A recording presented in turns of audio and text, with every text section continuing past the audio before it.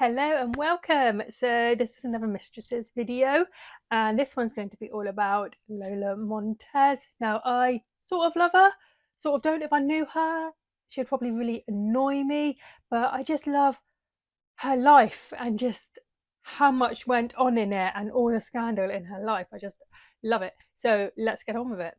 So you may think by the name Lola Montez she was either Spanish or Portuguese, but she wasn't. She was from Ireland and her name was actually Eliza Gilbert. Her parents were Edward Gilbert and Elizabeth Oliver. Now, her grandfather on her mother's side, Charles Silver Oliver, was a former High Sheriff of Cork and also a Member of Parliament. So the family moved to India at one point, but almost as soon as they got there, Edward died. Now, Eliza's mother married again. Her stepfather did care for her, but Eliza was rather a wild child. She was sent back to Britain to go to school, and then in Britain she stayed with her stepfather's father in Scotland. And then when she was 10 years old, Eliza was sent to Sunderland to stay with her stepfather's older sister. But she was only there for only a year before being sent to school in Bath.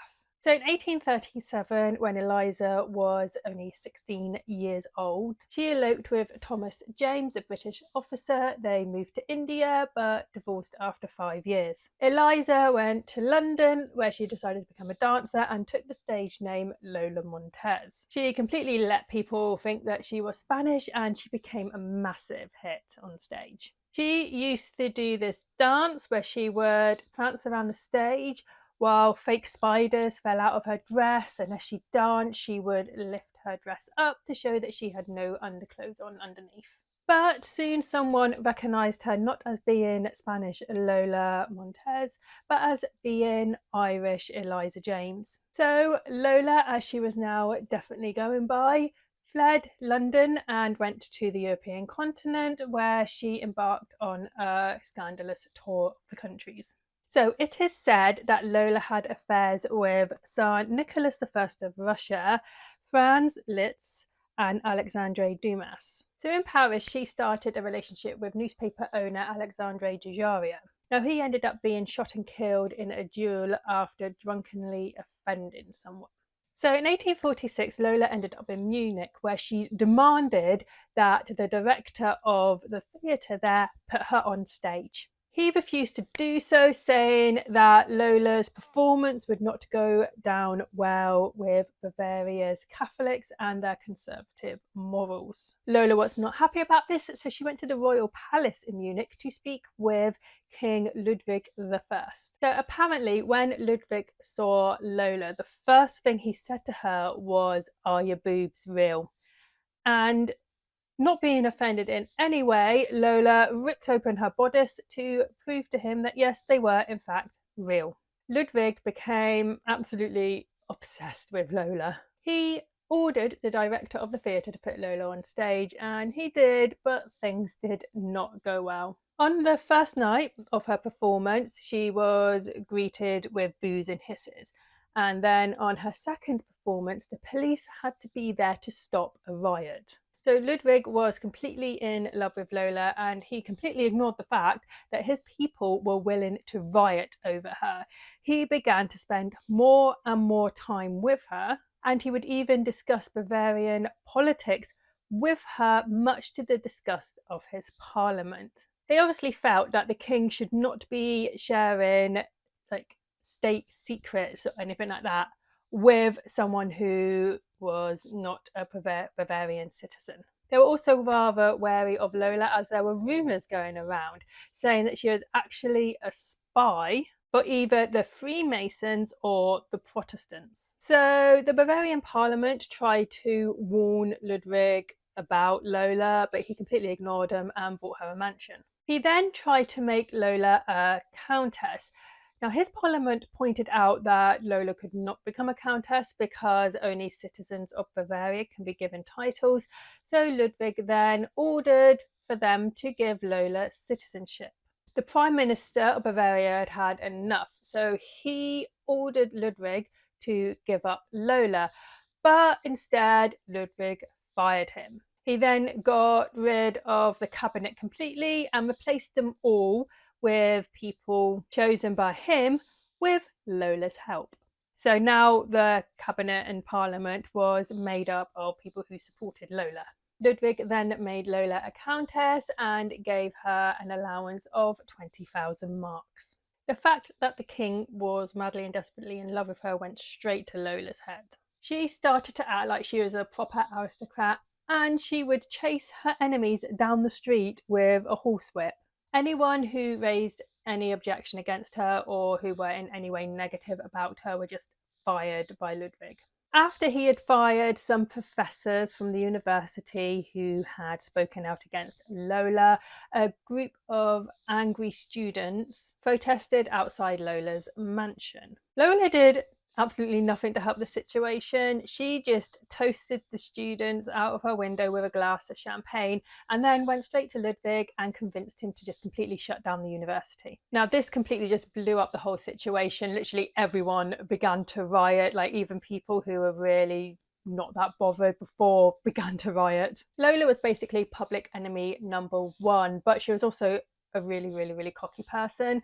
So while all these people were out there baying for her blood, she decided to go outside amongst them. She ended up being chased by the mob, so had to go find somewhere to hide, and she was only rescued when Ludwig sent the army to go get her. But once she was rescued, Lola did not go quietly. She took out her pistol and then fired it over the crowd. Really angry, they just followed her back to her mansion, managed to break through the armed cordon that was there protecting her, and began throwing stones and rocks at her window. Lola managed to escape in a carriage and went to an inn where she waited for rescue. With all this going on, Ludwig still refused to do anything about Lola, so his cabinet, the ones that had been loyal to Lola first of all, the cabinet him and Lola had handpicked or resigned. Thousands of people gathered outside the royal palace, demanding that the university be opened again and that Lola be kicked out of Bavaria. It finally clicked to Ludwig that all of his people hated Lola, so he reluctantly agreed to open the universities and to also get rid of Lola. Now, Lola was currently staying with one of her supporters. She sent a letter to Ludwig asking for protection, but he was true to his word that he was giving his people and sent a message back to her saying that she had to leave Bavaria immediately. Lola refused to believe that Ludwig was dumping her, so she tore up the letter. It actually took 2 policemen with their guns drawn to get her to leave. She ended up going to Switzerland. But Ludwig had waited too long. The people were angry, and it did not help the situation when Lola returned to Bavaria when she was not supposed to be there. People again filled the streets, they burnt down the police station and surrounded the royal palace waving weapons. Trying to calm the people down, Ludwig said that he was going to strip Lola of her titles and of her citizenship. But it was too late. To keep the peace, Ludwig ended up abdicating his throne. He moved to Nice and carried on writing to Lola and sending her money, but Lola wasn't really interested in more and she started to take other lovers. So after the abdication, Lola fled to London. There she married again to George Trafford Held. But the terms of her divorce from her first husband said that neither of them were allowed to marry again while the other one was still alive. So Lola had effectively committed bigamy. She and her new husband had to flee the country, so they moved to France, but they soon split up. Now, in 1853, George survived a drowning, but he died 3 years later of tuberculosis. In 1851, Lola went to the United States. She managed to restart her stage career and performed in a play called Lola Montez in Bavaria. She married again to a newspaper man called Patrick Hall, but they divorced, and a doctor who had been named in the divorce as someone Lola was having an affair with was murdered. In 1855, Lola went on a tour of Australia. There she performed her spider dance, completely scandalising the people there. When the Argos newspaper reported that her performance was utterly subversive of all ideas of public morality, people stopped going to her performance. And after a bad review by another newspaper, Lola attacked the editor with a whip. She left Australia to return to America in 1856. On the ship, on the way home, her manager fell overboard and was lost to the sea. So that's quite a lot of dead people associated with Lola now. Not saying anything, there just is.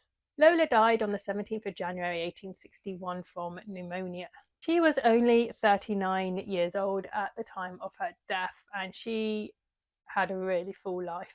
She was buried in Brooklyn, and her grave does not say Lola Montez on it, but Miss Eliza Gilbert. So there's the story of the life of Lola Montez. If you enjoyed this video, like and subscribe, and I'll see you next time. Bye.